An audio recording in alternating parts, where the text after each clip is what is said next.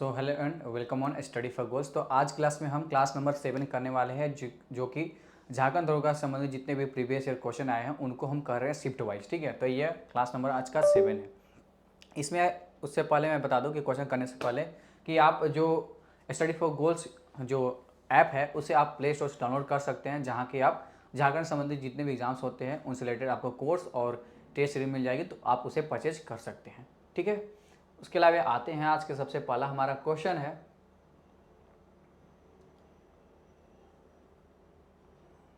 देखिए, सबसे पहला हमारा क्वेश्चन है आपके पास, यहाँ पर लिखा हुआ है कि लॉजिकल अनुक्रम में निम्नलिखित को व्यवस्थित कीजिए। अब देखिए इसमें कैसे इस क्वेश्चन को करना है, इसके बारे में थोड़ी सी जानकारी आपके पास होना चाहिए। और यहाँ पर आप एक दो चीज़ों से पकड़ सकते हैं कि इस तरह का क्वेश्चन कैसे करना है। यहाँ पर लिखा हुआ है पहला गिरा, मध्यक्रम, टिलेंडर और ओपनर। अब ध्यान से देखिए, ये जो चीज़ें हैं ना वो कहीं ना कहीं क्रिकेट से संबंधित है। अब ओपनर जो होता है वह सबसे पहले आता है क्रिकेट में ओपनर सबसे पहले आएगा, तो उसको लॉजिकल क्रम में सबसे पहले हम रखेंगे, तो डी जो है हमारा सबसे पहले आएगा। अब ओपनर आएगा, ओपनर जब आएगा तो उसके बाद क्या होगा, ओपनर आने के बाद वह क्या होगा, मतलब ओपनर आएगा उसके बाद क्या हो जाएगा, वह आउट होगा तो वह पहला गिर जाएगा, तो उसके बाद ए आएगा। ठीक है, ओपनर जब आता है तो वह आउट हो जाता है, तो पहला गिर गया। ठीक है, मतलब पहला आउट हो गया। उसके बाद मध्य क्रम होता है, मिडिल टर्म होता है, बी आ जाएगा। फिर उसके बाद लास्ट में टिलेंडर होता है। अब टिलेंडर क्या होता है, तो जो सबसे वीक बैटमैन होता है वह सबसे लास्ट में आता है। जैसे बॉलर हो गए, उस कैटेगरी में बॉलर्स आ जाते हैं जो कि बॉलिंग में तो अच्छे होते हैं लेकिन बैटिंग में उतने अच्छे नहीं होते हैं, तो उनको लास्ट में उतारा जाता है। तो ओपनर सबसे बेस्ट होता है और टेलेंडर मतलब कि सबसे कमज़ोर होता है, मतलब बैटिंग में। बॉलिंग में तो अच्छा होता है लेकिन बैटिंग में अच्छा नहीं होता है, तो उसे सबसे लास्ट में भेजते हैं। तो डी, यहाँ पे सी होना चाहिए था। ठीक है, डी ए बी सी, तो हमारा जो बी ऑप्शन है वह सही हो जाएगा। कुछ इस तरह से यह सीक्वेंस चलता है क्रिकेट में, आपको देखने को मिलेगा। ठीक है, नेक्स्ट क्वेश्चन पे आते हैं। नेक्स्ट हमारा क्वेश्चन है कि एक कोड भाषा में हाउस को यह कोड लिखा गया है तथा स्लेट को इस भाषा में लिखा जाता है, तो उसी भाषा में अल्पाइन को किस तरह से लिखा जाएगा। अब देखिए इस क्वेश्चन को कैसे करना है। जैसे कि मुझे यहाँ पर जो चीज़ें दिख रही हैं, जैसे यहाँ पर लिखा गया है एच 8 पे आता है और जी कितने पर आता है 7 पे, तो एक कम किया गया है -1, मतलब देखिए ऐसे एच है, ओ है, यू है, एस है और ई है। अब जी है, एन है, टी, आर और डी। अब इनका जब हम लॉजिकल क्रम लिखेंगे कुछ इस तरह से, एच 8, ओ 15, उसके अलावा यू आता है 21 पे, 19 और ई 5 पे। अब यहाँ पे हम इनका भी कर लेते हैं पोजीशन नंबर, जी 7 पे, एन 14 पे, टी 20 पे, आर 18 पे और डी 4 पे। अब जब मैं लिख रहा था तो आपके दिमाग में ये चीज़ें दौड़ चुकी होंगी कि -1 किया गया है, मतलब कि कोड निकालने के लिए जितने भी नंबर्स है उनमें -1 किया गया है। जैसे ए अगर 1 पे आता है तो 1 माइनस करेंगे तो 26 चला जाएगा, मतलब कि यहाँ पर इसके सामने जो आएगा वह क्या आएगा, इसके नीचे जेड आएगा। क्या आएगा, जेड आएगा। एल 12 पे आता है तो 12 में से 1 करेंगे तो 11 पर क्या आएगा, के आएगा, तो यहाँ पर के लिखेंगे। पी के ओ लिखेंगे और ओ का क्या लिखेंगे, मतलब आई का एच लिखेंगे, एन का क्या लिखेंगे एम और ई का डी लिखेंगे। अब देखेंगे किस में क्या है, जे के ओ एच एम डी, जे के ओ एच एम डी, तो हमारा फर्स्ट ऑप्शन में ही ये चीज़ें देखने को मिलती है। बाकी यह नहीं है तो हमारा ए ऑप्शन सही हो गया।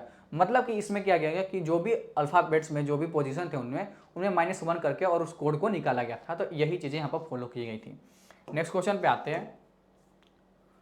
नेक्स्ट हमारा 3rd नंबर क्वेश्चन है कि अंग्रेजी कैलेंडर के मुताबिक फरवरी आभास संख्या वाले अधिकतम संख्या कितनी दिवसीयों की हो सकती है। अब आभास संख्या के बारे में आपको पता होनी चाहिए, जो एक प्राइम नंबर होता है उसके बारे में आपके पास जानकारी होनी चाहिए कि वह और मतलब एक और सेल्फ के अकॉर्डिंग वह किसी और संख्या से नहीं करता है। ठीक है, तो ऐसे कितने संख्या होंगे जो फरवरी कैलेंडर में आएंगे। अब फरवरी का सबसे मैक्सिमम डे कितने का होता है, 29 दिनों का होता है कि नहीं लीप ईयर में, तो 29 दिनों तक हम चलेंगे, 1 से लेकर 29 दिनों तक के बीच में हम देखेंगे कितने ऐसे प्राइम नंबर आभास संख्या आएंगे। चलिए नोट कर लेते हैं। देखिए एक आएगा 2, 3, 5, 7, 11, 13, उसके बाद 17, उसके बाद 19, उसके बाद 23 और उसके बाद 29। अब टोटल काउंट कर लेते हैं, 3, 3 6, 3 9 और 1 10। टोटल कितनी ऐसी आभास संख्याएं हैं जो कि फरवरी माह में आएंगी? अधिकतम कितनी हो जाएंगी? 10। तो हमारा जो आंसर होगा वह ए हो जाएगा। 10 ऐसी आभास संख्याएं हो जाएंगी जो फरवरी माह में अधिकतम आएंगी। नेक्स्ट क्वेश्चन है आपका 4 नंबर का। देखिए, विकल्प दिया हुआ है और इसमें से जो अलग शब्द है, जो विषम है, जो ऑड है, उसे हमें निकालना है। जैसे नीतिशास्त्र, नैतिक, मान और दान। अब इन चीज़ों को हम ध्यान से देखें तो किस तरह से ये चीज़ें यहाँ पर है। जैसे नीतिशास्त्र है, नैतिक है, मान है, ये सभी मोरालिटी से रिलेटेड है। नीतिशास्त्र का मतलब एथिक्स होता है, ठीक है, मोरल हो गया, नैतिक, मान हो गया, ठीक है, और दान हो गया। दान मतलब गिफ्ट हो गया, ठीक है। उसके अलावा मान मतलब वैल्यू हो गया। यहाँ सभी चीज़ें ये तीनों देखें तो ये मोरालिटी से संबंधित है, लेकिन बाकी यह जो डी है ना वो इससे संबंधित नहीं है, गिफ्ट है। तो यहाँ पर डी जो है वह एक अलग है, इन सभी से भिन्न है, यह तीनों से अलग है। यहाँ पर डी सही हो जाएगा। 5th नंबर क्वेश्चन है कुछ इस तरह से कि दी गई श्रृंखला में कितनी बार एक संख्या नहीं है, एक सम संख्या है। यहाँ पर एक सम संख्या वर्णमाला के पीछे आई है।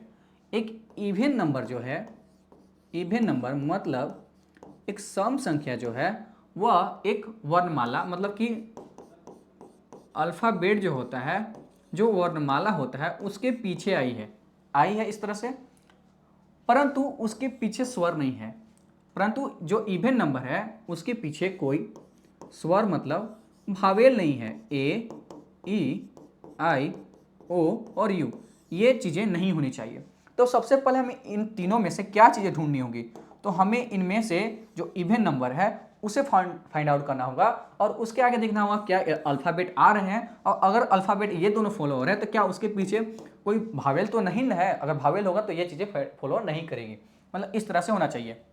चलिए हम सबसे पहले क्या ढूंढेंगे, इसमें हम ढूंढेंगे इवन नंबर। चलिए, इवन नंबर मतलब सम संख्या कौन कौन सी हो जाएगी? जो संख्या 2 से कटती है, 2, 4, 6, 8, 10, 12, 14, 16, 18, इस तरह से देख लीजिए। ए मतलब इसमें ढूंढ रहे हैं हम, ए नहीं होगा, 9, 3 नंबर्स ढूंढेंगे पहले। 4, अब 4 है, 4 के बाद कोई एक, यह एक इवन नंबर है और इसके बाद क्या होना चाहिए था? एक अल्फ़ाबेट। तो अल्फ़ाबेट भी है लेकिन इसके पीछे भावेल नहीं होना चाहिए, तो नहीं है, तो यहाँ पर यह एक फॉलो होगा। चलिए आगे देख लेते हैं। 6 है लेकिन 7 आ गया, लेकिन इसके बाद क्या होना चाहिए था? अल्फ़ाबेट होना चाहिए, तो ये भी नहीं फॉलो हो रहा है। 8 है, 8 के बाद पी है, तो ये भी फॉलो नहीं हो रहा है, क्योंकि इसके बाद नहीं, एक मिनट, हाँ फॉलो हो रहा है। 8 के बाद पी है, लेकिन यहाँ पर देखें तो इसके सम संख्या के पहले क्या आ गया? एक भावेल आ गया, तो ये भी फॉलो नहीं होगा। यहाँ पे भावेल नहीं होना चाहिए। चलिए आगे देख लेते हैं। 4 है, 4 के बाद देखें तो एक भावेल है, मतलब एक अल्फ़ाबेट है। 4 इवन नंबर है और इसके बाद एक अल्फ़ाबेट है और इसके पहले भावेल नहीं है, तो ये भी एक फॉलो होगा, और कहीं नहीं है। तो हमारा यहाँ पर 2 ऐसी चीज़ें हैं जो इस स्टेटमेंट को फॉलो कर रही हैं, तो हमारा जो ऑप्शन होगा वह बी सही हो जाएगा। 2 हमारे पास ऐसी चीज़ें निकल कर आएंगी। नेक्स्ट क्वेश्चन है 6 नंबर। देखिए, EVIROL और आगे की श्रृंखलाओं को पूरा करना है। देखिए किस तरह से करेंगे, ध्यान दीजिएगा। इस क्वेश्चन में थोड़ा सा आपको चीज़ें फंसा सकती है। जैसे कि कुछ लोग क्या करेंगे, मैं उन लोगों के बारे में बता देता हूँ। जैसे ई और भी, आई और आर ओ एल, ई और भी को देखेंगे तो इनका सम 27 हो रहा है, रिवर्स में लिखा गया है। इसका भी 27, आई 9 पे, आर 18 पे, तो इनका सम लोगों को लगेगा कि रिवर्स करके लिखा है। जैसे 15 है और ये 12 है, तो इनका भी सम 27 होता है। अब देखेंगे इसमें यू भी, यू 21 पे और भी 22 पे, तो इनका सम कितना आ जाएगा? 43। ये नहीं होगा। चलिए, यू 21 पे और एफ 6 पे, यह भी 27। चलिए मान लेते अभी के लिए यह भी है। ए 1 पे और जेड 26 पे, अब 27, ये भी होगा। यू 21 पे और डी 4 पे, ये 25 होगा। यहाँ पे 2 चीज़ निकल कर आए, ये तो नहीं हो रहा है। अब लगेगा कि मुझे तो ये पैटर्न फॉलो होता हुआ नजर आ रहा है, लेकिन ऑप्शन में तो 2 चीज़ें हो जाएंगी, क्या ये तो गलत नहीं ना है? नहीं, ये बिल्कुल सही है। आपने जो सोचा वो गलत है। देखिए इस क्वेश्चन को कैसे बनाया गया है। देखिए इस क्वेश्चन को कैसे बनाया गया है कि आप भावेल को ध्यान में रखिएगा। भावेल को ध्यान में रखेंगे, ए, ई, आई, ओ और यू। अब ध्यान से देखिएगा, यह जो चीज़ें लिखी गई ना, ई लिखी गई है, मैं पहले भावेल लिख रहा हूँ, ई, आई और ओ। अब इसका जो रिवर्स लिखा गया है, इसका भी लिखा गया है, इसका आर लिखा गया है और ओ का ए लिखा गया है।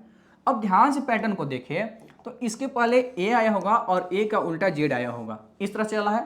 मतलब पहला भावेल है और भावेल का रिवर्स करके लिखा गया है। तो ए आ गया, ई आ गया, आई आ गया, ओ आ गया, तो अगला भावेल कौन सा आएगा, यू। और यू का रिवर्स करने पर कितना आता है, यू का रिवर्स करने पर हमारे पास एफ आता है, क्योंकि यू अगर 21 पे आएगा और एफ 6 पे, तो तभी तो इनका सम हो जाएगा 27।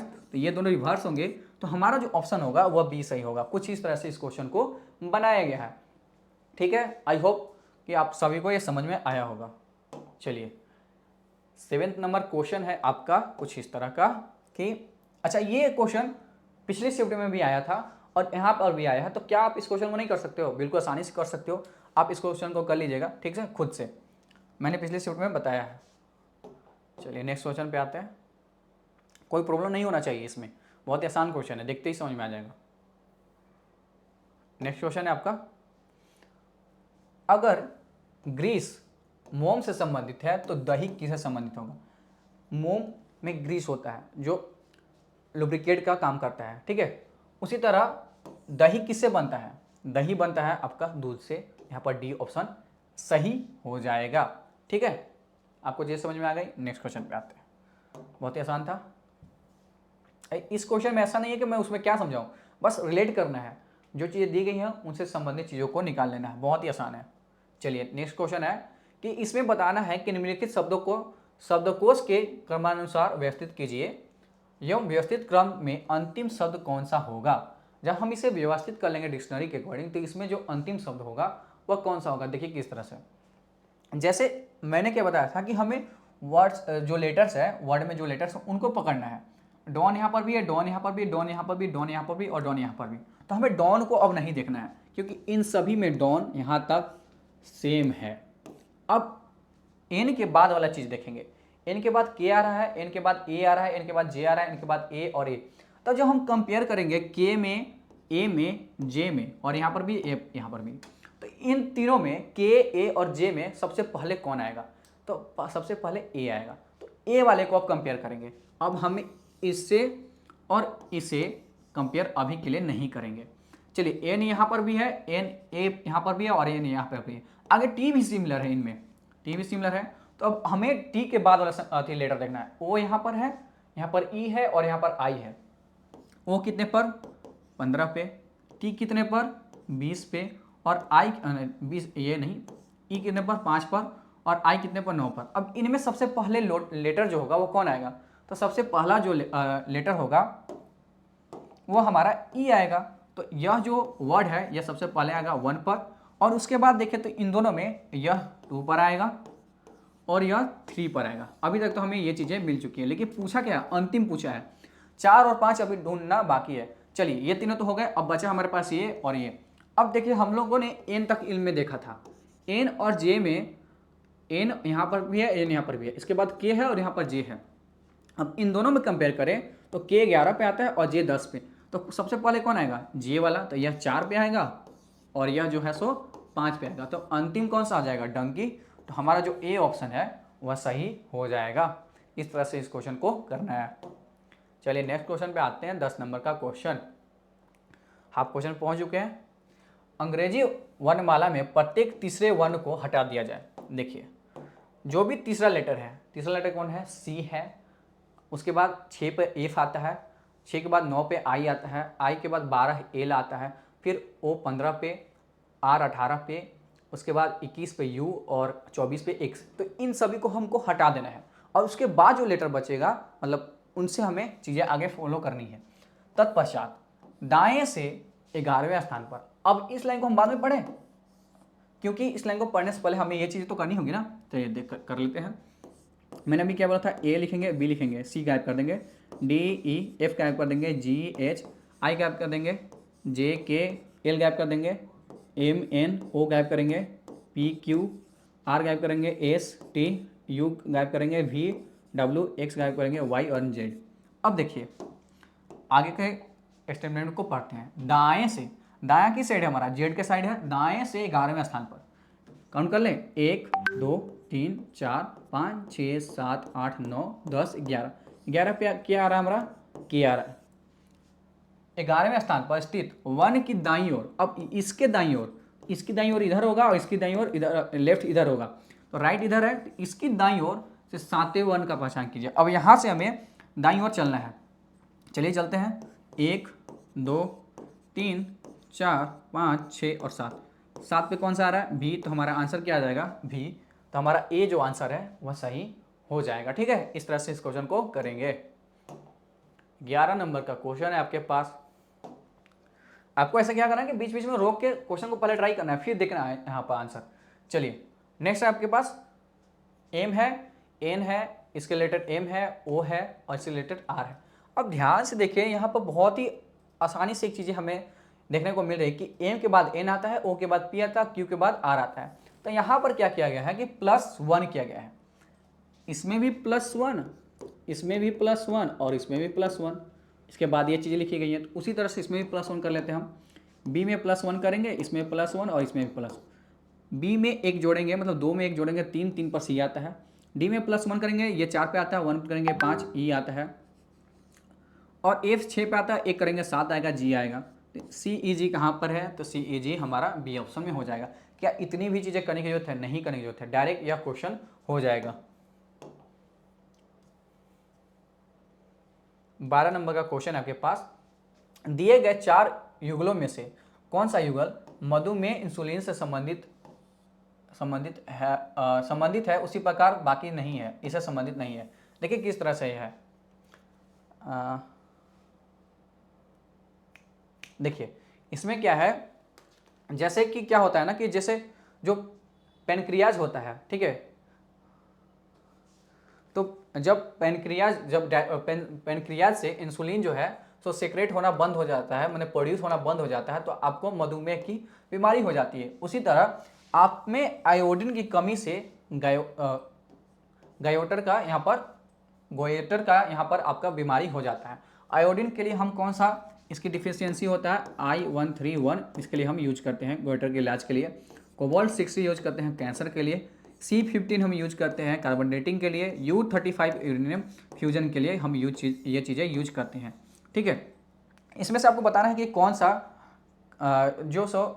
इसमें से कार्बन के जो संबंधित जो टर्म होते हैं कार्बन से संबंधित, उनमें से यह कौन फॉलो करता है। C14 है, तो C14 के कार्बन के कौन कौन से एलोट्रोप होंगे आपको कमेंट करके बताना है। ठीक है, नेक्स्ट क्वेश्चन पे आते हैं। नेक्स्ट हमारा 13 नंबर का क्वेश्चन। देखिए यह भी क्वेश्चन मैंने पिछली सेट में बताया था, यह इससे संबंधित है, यह इससे संबंधित, तो इसमें कौन सा अर्थ है जो इन सभी को, मतलब इन सभी में जो दिया है उसको सेटिस्फाई कर रहा है। बी बड़ा है डी से, ए बड़ा है डी से, सी बड़ा है डी से और डी बड़ा है बी से। मैंने यह क्वेश्चन पिछली क्लास में भी बताया था। देखिए किस तरह से इस क्वेश्चन को करना है। जैसे लिखा गया है ए प्लस बी बड़ा है सी प्लस डी से, दूसरा बी प्लस सी बड़ा है ए प्लस डी से। देखिए अब इसको हम प्लस कर लेते हैं, ए प्लस क्यों करें, हम इसे कॉमन टर्म को काट लेते हैं, सबसे बढ़िया। सी यहाँ पर भी है, सी यहाँ पर भी है, ठीक है, ये यहाँ पर भी, ए यहाँ पर भी है। लेकिन एक चीज़ हमें यहाँ पर दोनों में नजर आई कि हम इन दोनों को कैंसिल करने के बाद भी बी यहाँ पर डी से बड़ा है और बी यहाँ पर भी डी से बड़ा है, तो हमें यह चीज़ें समझ में आ गई कि बाकी दो चीज़ें अलग अलग हो सकती है। ए छोटा हो सकता है क्योंकि एक नंबर लेंगे तो जो कि ये दोनों आपस में बराबर हो सकते हैं या फिर एक दूसरे छोटा हो सकते हैं, लेकिन बी जो होगा हमेशा बड़ा होगा डी से। ठीक है, तो यहाँ पर जो ऑप्शन निकल कर आएगा, जो ए ऑप्शन है वह सही होगा, बी बड़ा होगा डी से। 40 नंबर का क्वेश्चन है आपके पास। देखिए यदि कुड भाषा में चेयर को इस तरह से लिखा जाता है तो हाउस को कैसे लिखा जाएगा। अब इसमें भी हम सेम चीज़ अप्लाई करेंगे। हम क्या करेंगे, इनके जो पोजीशन ऑफ लेटर हैं उनको लिख लेते हैं। C3 पे, H8 पे, A1 पे, I9 पे और R18 पे। इस तरह से चीज़ें हमने कर ली। अब इनको कर लेंगे, इनके कोड को हम यहाँ लिख लेते हैं। A1 J10, Y पे क्या आता है आपका, Y आता है आपका 25 पे और K11 और P16। अब ध्यान से इन चीज़ों को देखें तो हमें एक चीज़ें समझ में आ रही है। यहाँ पर क्या चीज़ समझ में आ रही है कि यहाँ पर -2 किया गया है और यहाँ पर +2, यहाँ पर -2 और यहाँ पर +2 और यहाँ पर -2, मतलब कि -2 +2 -2 +2 इस तरह से पैटर्न फ्लो हो रहा है। तो हम यही पैटर्न इसमें फॉलो करेंगे हाउस में, H 8 पे, O 15 पे और U 21 पे और S 19 पे और E 5 पे। अब सबसे पहले क्या होगा, सबसे पहले आपका -2 होगा, फिर +2 होगा, फिर -2, फिर +2, फिर -2, इस तरह से है। लिख लेते हैं। अगर 6 पे ये 6 आएगा तो 6 पे क्या आता है आपका F आता है, 6 पे F आता है। इसमें +2 करेंगे 17, 17 पर Q आएगा। इसमें -2 करेंगे तो 19, 19 पे क्या आएगा S, और इसमें +2 करेंगे 21, 21 पे क्या आएगा U, और इसमें 3 करेंगे तो इसमें क्या आएगा C। F Q S U C, F Q S U C हमारा A ऑप्शन सही हो जाएगा। ठीक है, चलिए नेक्स्ट क्वेश्चन है आपका 15 नंबर का सिलेबस क्वेश्चन है। देखिए इसको किस तरह से करेंगे। सबसे पहले हम वेन डायग्राम बनाएंगे। कोई हिरन शेर नहीं है, एक यह हिरन है, हिरन, कोई हिरन शेर नहीं है, इन दोनों के बीच में कोई रिलेशन नहीं है। कोई हिरन शेर नहीं है, ना कोई शेर हिरन होगा।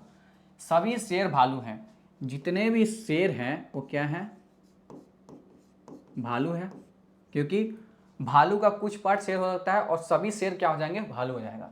सभी भालू लोमड़ी है। अब जितने भी भालू हैं वो क्या है, लोमड़ी है।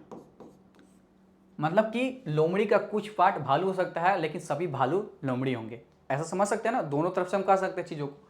अब देखिए हम इसके कंक्लूजन पर आते हैं। सभी भालू, क्या सभी भालू, ध्यान दीजिएगा हम इसकी बात कर रहे हैं, इसकी बात कर रहे हैं इसकी। क्या सभी भालू कभी हिरन नहीं हो सकते? क्या सभी भालू कभी हिरन नहीं हो सकते? जी बिल्कुल नहीं हो सकते। क्यों? क्योंकि उसमें कुछ पार्ट शेर का आ जाएगा। और क्या बोला है वो, साफ साफ बोला है फर्स्ट में कि कोई हिरन शेर नहीं है। तो यह जो स्टेटमेंट है वह बिल्कुल सही होगा। आगे पढ़ लेते हैं। सभी हिरन निश्चित रूप से लोमड़ी हैं। क्या सभी हिरन निश्चित रूप से लोमड़ी है? नहीं होगा भाई, कैसे हो जाएगा? क्योंकि शेर इसका पार्ट है और इसमें कहीं ना कहीं अगर सभी जाएगा तो शेर में भी मिक्स हो जाएगा, तो यह उसका पार्ट नहीं होगा। तो यहाँ पर यह गलती हो जाएगा। और साथ ही साथ एक जो ये और भी देख सकते हैं कि हमारा हिरन और लोमड़ी के साथ कोई डायरेक्ट रिलेशन नहीं है, तो भी यह चीज़ें गलत हो जाएंगी। तो हमारा जो ऑप्शन ए है केवल एक माने है, यह सही हो जाएगा। डायरेक्ट रिलेशन नहीं होने पर भी इन चीज़ों को फॉलो कर लेते हैं। 16 नंबर पे आते हैं। देखिए 16 नंबर क्वेश्चन है, परीक्षा में यदि आपको कठिन प्रश्न पत्र मिल जाए तो आप क्या करेंगे? आप मान लीजिए कि आप एग्ज़ाम की तैयारी कर रहे हैं, कॉम्पिटेटिव एग्ज़ाम की, उसमें आपको बहुत ही ज़्यादा डिफिकल्ट क्वेश्चन मिल गए, तो आप क्या करोगे? परीक्षक से पाठ्यक्रम से बाहर के प्रश्नों को बदलने के लिए कहेंगे? ऐसा हम कहेंगे, वो मानेगा ही नहीं, एक दो थप्पड़ भी लगा देगा कि एग्ज़ाम देने आए हो, चुपचाप एग्ज़ाम दो और जाओ। अन्य परीक्षार्थियों से परीक्षा का बहिष्कार करने के लिए कहेंगे।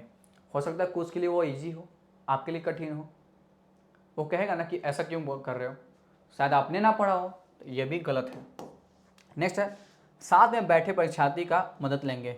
एग्ज़ाम में क्या ऐसी चीज़ें होती हैं, कंपटीशन यहाँ में तो और नहीं होती है, चाहता है हर एक आदमी कि हम उससे आगे निकले, तो ये भी गलत है। शांतिपूर्वक कठिन प्रश्नों को हल करने के प्रयत्न करेंगे। जितना हमसे हो सके उतना हम इस चीज़ को करने का प्रयास करेंगे। तो हमारा जो डी ऑप्शन है वो बिल्कुल सही हो जाएगा यहाँ पर। ठीक है, चलिए हल्ला गुला नहीं मचाना है और इस तरह से क्वेश्चन को करना है। 7 नंबर पे आते हैं। देखिए एक पंक्ति में P से T तक 5 अलग अलग विला है। P से T तक जो है सो 5 अलग अलग विला है, मतलब P Q R S T। ठीक है, 5 लोग हो गए। P Q के दाईं ओर है। अब मैंने क्या बताया, जब उसमें कहीं कुछ बोला ना हो कि किस तरफ मुंह करके बैठे, तो हमेशा वो उत्तर की तरफ मुंह करके बैठेंगे। चलिए बैठाते हैं उनको। P नॉर्थ की तरफ इन लोगों का मुंह होगा, मतलब उत्तर की तरफ। देखिए P Q के दाईं ओर है। अगर Q के मुंह ऊपर है, ऊपर की ओर है इसका फेस, तो इसका P Q के दाईं ओर किधर होगा? Q का दाईं ओर इधर होगा, तो इधर कौन बैठेगा? P बैठेगा। P Q के दाईं ओर बैठा है, मैंने ऐसा बैठा दिया। आगे पढ़ लेते हैं। टी आर की बाईं ओर तथा पी के दाईं ओर है। अब टी के बारे में तो हमको पता नहीं है, ना ही आर के बारे में पता है, लेकिन हमें एक चीज़ पता है कि टी जो है तो पी के दाईं ओर है और पी हमारे पास ऑलरेडी है। पी के दाईं ओर किधर होगा, इधर होगा, और इधर कौन बैठा है, टी।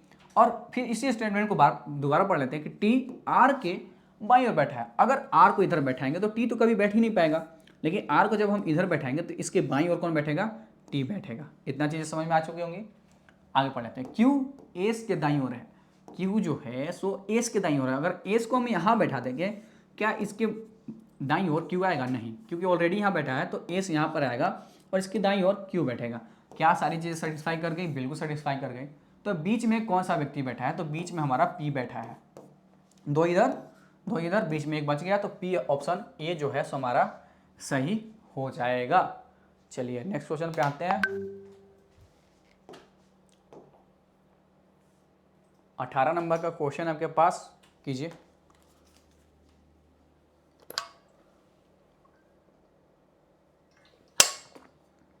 स्क्रीन चालू करिए। तो देखिए इस तरह से, अब इसमें कभी कभी लोगों को कन्फ्यूजन लगता है कि हम इस तरह से करें कि इस तरह से करें। तो इसमें सबसे पहले देखना है कि जो नीचे वाला टर्म है क्या इन सभी से बड़ा है या छोटा है। अगर बड़ा होगा तो हमें इस तरफ से करना है, और अगर इस तरफ में देखें तो अगर ये बड़ा है तो हमें इस तरफ से करना है। तो हमें ये चीज़ दिख रही है कि यह बड़ा है। अब 8 और 6 से 14 कैसे बन सकता है, तो एक तो चीज़ हमें आसानी से दिख रही है कि 8 + 6 करेंगे तो 14 होता है। चलिए करके देख लेते हैं। 8 + 6 किया तो हमारे पास 14 आया, 8 + 12 किया तो हमारे पास 20 आया, 4 + 6 करेंगे तो 10 आ जाएगा। इससे आसान क्वेश्चन तो कुछ हो ही नहीं सकता। सी ऑप्शन सही हो जाएगा। ठीक है, 19। चलिए ब्लड रिलेशन से क्वेश्चन है और इसमें यह स्टेटमेंट दिया गया है, पिता कौन है इसमें बताना है। इसको सॉल्व करने के बाद इसमें बताना है कि पिता कौन है। चलिए देख लेते हैं। अब मैंने क्या बताया था कि हमें ये जो चीज़ें दिखे हैं वहाँ पर वो चीज़ें ना रखकर हमें इन चीज़ों को रखकर देखना है। जैसे यहाँ पर रखेंगे P और यहाँ पर मन में रखेंगे Q, तो P यहाँ पर P Q की माँ है, P Q की माँ है। ठीक है, आगे पढ़ते हैं। Q $R, Q $R, Q R का भाई है। Q जो है सो R का क्या है, भाई है ये बिल्कुल है। R *S, R *S, R S की बेटी है, R S की क्या है, बेटी है। अब जब यह P इसकी माँ होगी तो ऑब्वियस ही बात है S उसका क्या होगा, पिता होगा। होगा कि नहीं, जी बिल्कुल होगा।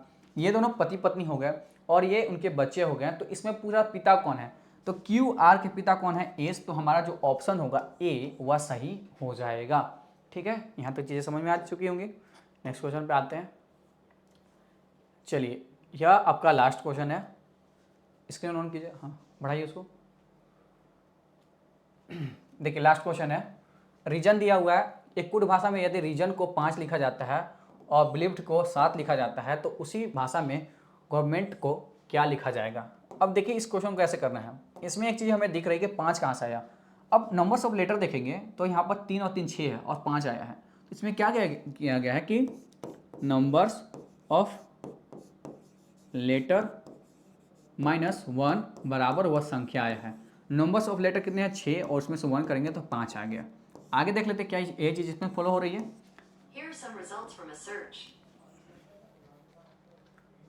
3 है, 3 6 और 2 8 है।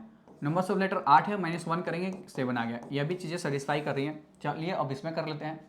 3 3 6 और 3 9 और 1 10। टोटल लेटर्स कितने हैं गवर्नमेंट में, 10। 10 में से -1 करेंगे तो हमारे पास 9 आ जाएगा। तो ऑप्शन कौन सा हो जाएगा, सी ऑप्शन सही हो जाएगा। मतलब क्या किया गया कि numbers of letters -1 is equal to that number. तो यहाँ पर इस तरह से चीज़ों को किया गया है। तो ये रहे आपके 20 क्वेश्चन जो कि आपके सेट नंबर 7 से थे। साथ ही साथ आप झारखंड सामान्य ज्ञान की पुस्तक हमारे ऐप के थ्रू परचेज कर सकते हो और ये रहे उसके क्वेश्चन। साथ ही साथ आपको मैंने बता दिया कि आप फुल लेंथ टेस्ट परचेज कर सकते हो और जो टेलीग्राम चैनल है उसको आप ज्वाइन कर सकते हो, जहाँ पर जाकर आप झारखंड संबंधित सारी चीज़ों के बारे में जानकारी पा सकते हो। मिलते हैं जल्दी इसके नेक्स्ट क्लास में, तब तक के लिए जय हिंद, थैंक यू।